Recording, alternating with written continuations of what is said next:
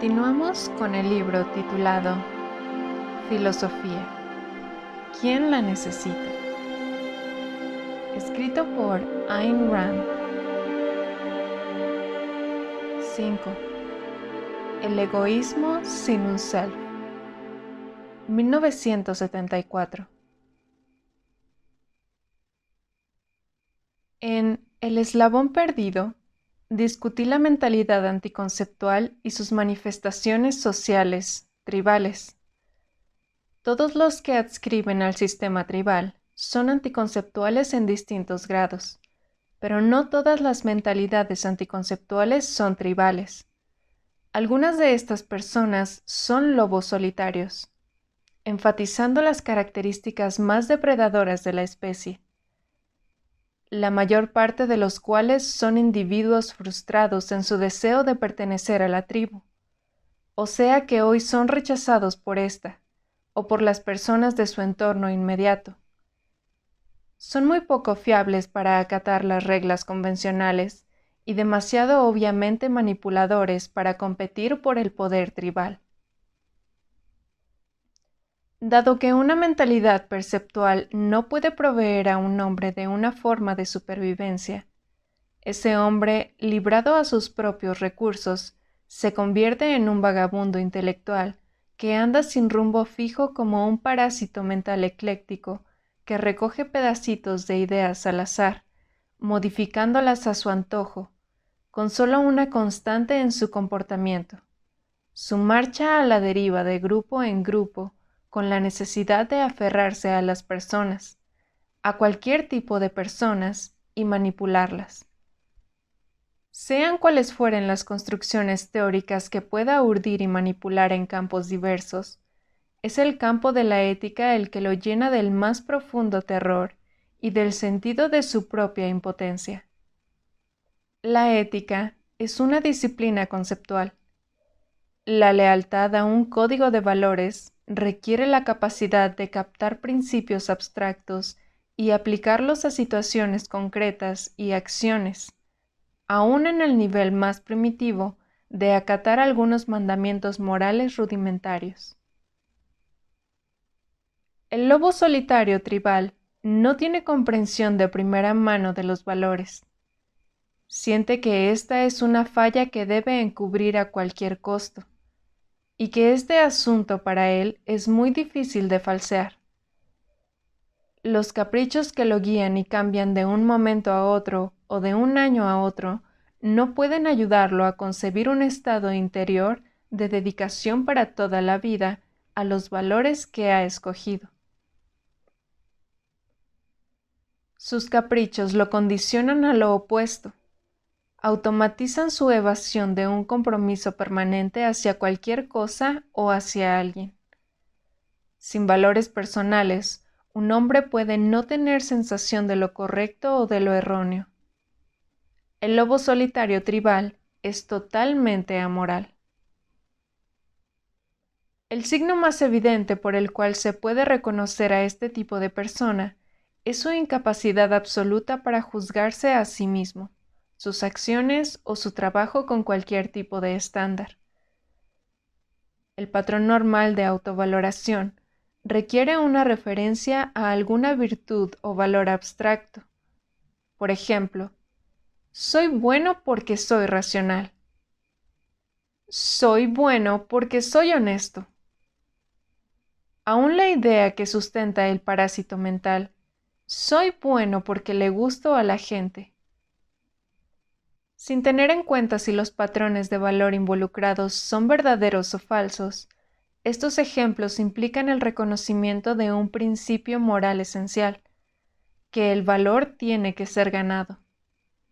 El patrón implícito de autovaloración de la moral, que rara vez identifica o admite, es soy bueno porque soy yo. Después de los 3 a 5 años aproximadamente, o sea, pasando el nivel del desarrollo perceptual mental, esta no es una expresión de orgullo o autoestima, sino de lo contrario, de un vacío, de una mentalidad estancada, paralizada, que confiesa su impotencia por lograr alguna virtud o valor personal. Este patrón no debe confundirse con el subjetivismo psicológico. Un subjetivista psicológico es totalmente incapaz de identificar sus valores o probar su validez objetiva, pero puede ser profundamente coherente y fiel a ellos en la práctica, aunque con una terrible dificultad psicoepistemológica. El amoral no tiene valores subjetivos, no tiene valores. El patrón implícito de todas sus estimaciones es bueno porque me gusta. Es correcto porque yo lo hice. Es cierto porque quiero que lo sea. ¿Quién es el yo en estas declaraciones? Un trasto físico conducido por la ansiedad crónica. Los ejemplos más frecuentes de este patrón son el escritor que reprocesa algunas añejas frases trilladas y siente que su trabajo es nuevo porque él lo escribió. El artista no objetivo que considera que sus manchas son superiores a aquellas hechas por la cola de un mono porque él las pintó. El empresario que contrata a personas mediocres porque a él le gustan. El idealista político que afirma que el racismo es bueno si lo practica una minoría de su elección, pero malo si es practicado por una mayoría. Y todo aquel que defiende cualquier tipo de doble moral. Pero aún esos mezquinos sustitutos de la moralidad son solo una pretensión. La moral no cree eso de soy bueno porque soy yo. Esa política implícita es su protección contra su más profunda convicción jamás identificada. No sirvo para nada. El amor es una respuesta a los valores. La verdadera autovaloración de la moral se revela en su necesidad anormal de ser amado, pero no en el sentido racional de la palabra, de ser amado por sí mismo, o sea, sin motivo. James Taggart muestra la naturaleza de tal necesidad. No quiero ser amado por algo, quiero ser amado por mí mismo, no por algo que yo haga o tenga o diga o piense, por mí mismo, no por mi cuerpo, mi mente, mis palabras u obras o mis acciones. La rebelión de Atlas. Cuando su esposa pregunta, «¿Pero entonces qué eres tú?», él no tiene respuesta. Tomemos un ejemplo de la vida real. Años atrás, conocí a una mujer mayor que era una escritora muy inteligente, pero inclinada hacia el misticismo, amargada, hostil, solitaria y muy infeliz. Sus visiones del amor y la amistad eran similares a las de James Taggart. Cuando se publicó El manantial, le dije que estaba muy agradecida hacia Archibald Ogden, el editor que había amenazado con renunciar si sus empleadores no lo publicaban. Ella escuchó con gesto peculiar de escepticismo o desaprobación y luego dijo: «Usted no tiene que sentirse agradecida hacia él. Él no lo hizo por usted, lo hizo para favorecer su carrera porque pensó que era un buen libro». Yo estaba realmente horrorizada. Pregunté: «¿Usted quiere decir que su acción habría sido mejor y que yo debería preferirla si él hubiera pensado que era un libro sin valor, pero hubiese luchado por su publicación por caridad hacia mí?» Ella no contestó y cambió de tema. Fui incapaz de obtener alguna explicación por su parte. Me llevó largos años comenzar a entender. Un fenómeno similar que me desconcertó durante mucho tiempo puede observarse en política. Los comentaristas a menudo exhortan a algún político a poner los intereses del país por encima de los suyos, o los de su partido, y llegar a un compromiso con sus adversarios. Tales exhortaciones no son dirigidas a timadores mezquinos, sino a hombres reputados. ¿Qué significa esto? Si el político está convencido de que sus ideas son correctas, es al país a quien traicionaría haciendo concesiones. Si está convencido de que las ideas de sus adversarios son equivocadas, es al país al que le haría daño. Si no está seguro, entonces debería comprobar su posición por su bien, no meramente por el país, porque la verdad o falsedad de sus ideas debería ser de interés personal supremo para él. Pero estas consideraciones presuponen una conciencia conceptual que toma en serio las ideas, es decir, una conciencia cuyos puntos de vista provienen de principios derivados de la realidad. Una conciencia perceptual es incapaz de creer que las ideas pueden ser de importancia personal para alguien. Las considera como una cuestión de elección arbitraria, como medios para lograr algunos fines inmediatos.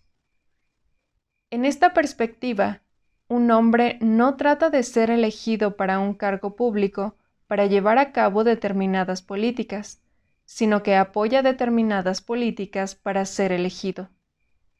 Si es así, entonces, ¿por qué razón querría ser elegido? Las mentalidades perceptuales nunca se formulan tal pregunta.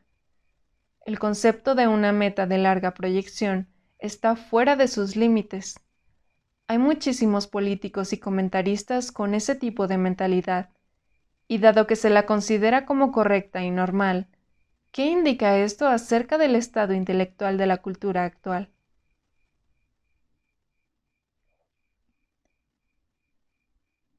Si un hombre subordina las ideas y los principios a sus intereses meramente personales, ¿cuáles son sus intereses meramente personales y por qué medios los determina?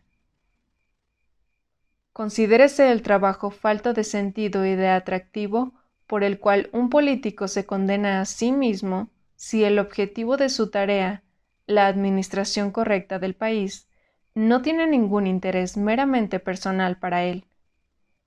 O el de un abogado, si la justicia no es de su interés personal.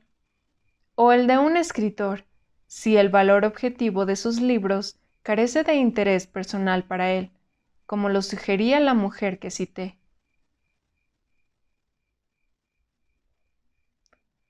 Pero una mentalidad perceptual es incapaz de metas o valores generadores, y tiene que escogerlos de segunda mano, como algo dado, y luego hacer lo que se espera de ella pero sin convicción. No todos esos hombres son lobos solitarios tribales. Algunos son fieles partidarios del sistema tribal, desconcertados por su profundidad psicoepistemológica, pero todos tienen mentalidades anticonceptuales. Con todo su énfasis puesto en sí mismo y en ser amado por sí mismo, el lobo solitario tribal no tiene un yo ni intereses personales, solo caprichos momentáneos.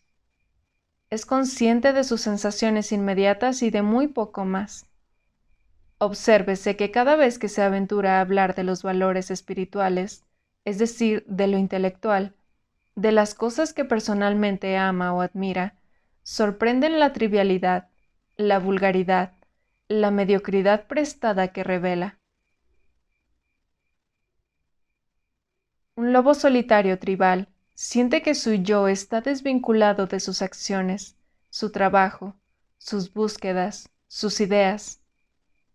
Siente que todo esto son cosas que algún poder exterior, la sociedad o la realidad o el universo material, ha generado de alguna manera. Su yo, real, es alguna entidad inefable, carente de atributos. Una cosa es cierta, su yo es inefable, es decir, no existe. El yo de un hombre es su mente, la facultad que percibe la realidad, forma juicios, escoge valores. Para un lobo solitario tribal, la realidad es un término sin significado.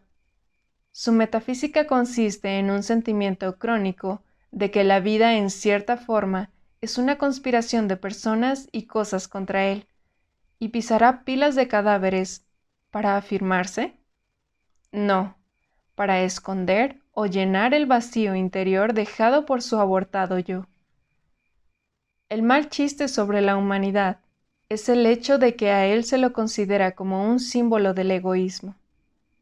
Esto lo alienta en sus depredaciones, le da la esperanza de falsificar con éxito una estatura que, como bien sabe, está más allá de sus posibilidades. El egoísmo es un logro profundamente filosófico, conceptual. Alguien que considera a un lobo solitario tribal como una imagen del egoísmo, está confesando la naturaleza perceptual de su funcionamiento mental. Pero los partidarios del sistema tribal continúan proclamando que la moralidad es un fenómeno exclusivamente social y que la adhesión a una tribu, a cualquier tribu, es la única forma de que los hombres sean morales. Pero los dóciles miembros de una tribu no son mejores que su hermano rechazado, y completamente amorales, su estándar es: somos buenos porque somos nosotros. La abdicación y el debilitamiento del yo es una característica destacada de todas las mentalidades perceptuales partidarias del sistema tribal o de los lobos solitarios tribales. Todos ellos temen la confianza en sí mismos. Todos temen las responsabilidades que solo un yo, es decir, una conciencia conceptual, puede llevar a cabo, y huyen de las dos actividades que un hombre realmente egoísta defendería con su vida: el juicio y la elección. Temen a la razón, que se ejerce volitivamente, y confían en sus emociones, las cuales son automáticas. Prefieren los parientes, un accidente de nacimiento, a los amigos, una cuestión de elección. Prefieren la tribu, lo dado, a los desconocidos, lo nuevo. Prefieren los mandatos, lo aprendido de memoria, a los principios, lo comprendido. Dan la bienvenida a cada teoría del determinismo, a cada noción que les permite gritar: no puedo evitarlo. Es obvio por qué la moralidad del altruismo es un fenómeno tribal. Los hombres prehistóricos eran físicamente incapaces de sobrevivir sin aferrarse a una tribu para contar con el liderazgo y la protección contra otras tribus. Los hombres prehistóricos eran físicamente incapaces de sobrevivir sin aferrarse a una tribu para contar con el liderazgo y la protección contra otras tribus. La causa de la perpetuación del altruismo en las eras civilizadas no es física, sino psicoepistemológica. Los hombres de mentalidad perceptual son incapaces de sobrevivir sin liderazgo tribal y sin protección contra la realidad. La doctrina del autosacrificio no los ofende. No tienen sentido del yo o del valor personal. No saben qué es aquello por lo que se les pide que se sacrifiquen. No tienen, por lo menos de primera mano, la menor noción de cosas tales como la integridad intelectual, el amor a la verdad, los valores personalmente escogidos o una dedicación apasionada a una idea. Cuando se les habla en contra del egoísmo, creen que aquello a lo que deben renunciar es al capricho bruto y reflexivo al que rinde culto un lobo solitario tribal. Pero sus líderes, los teóricos del altruismo, lo entienden mejor. Immanuel Kant lo sabía. John Dewey lo sabía. B. F. Skinner lo sabe. John Rawls lo sabe. Nota: a la fecha de esta edición, ambos han fallecido. Skinner en 1990 y Rawls en 2002. Continúo. Obsérvese que lo que están dispuestos a destruir no es al bruto y reflexivo, sino la razón, la inteligencia, la habilidad, el mérito, la confianza en uno mismo, la autoestima. Hoy vemos un espectáculo espantoso, una magnífica civilización científica dominada por la moralidad del salvajismo prehistórico. El fenómeno que lo hace posible es la psicoepistemología dividida de mentes compartimentadas. Su mejor ejemplo son los hombres que se refugian en las ciencias físicas, o la tecnología, o la industria, o los negocios, esperando encontrar protección contra la irracionalidad humana y abandonando el campo de las ideas a los enemigos de la razón. Entre ellos se incluyen algunos de los mejores cerebros de la humanidad. Pero tal refugio no es posible. Estos hombres, quienes realizan hazañas de integración conceptual y pensamiento racional en su trabajo, se vuelven impotentemente anticonceptuales en todos los demás aspectos de sus vidas, sobre todo en las relaciones humanas y en los temas sociales. Como ejemplo, comparemos el logro científico de Einstein con sus puntos de vista políticos. El progreso del hombre requiere especialización, pero una sociedad en la que impera la división del trabajo no puede sobrevivir sin una filosofía racional, sin una base firme de principios fundamentales, cuyo objetivo es entrenar a una mente humana para que sea humana, es decir, conceptual.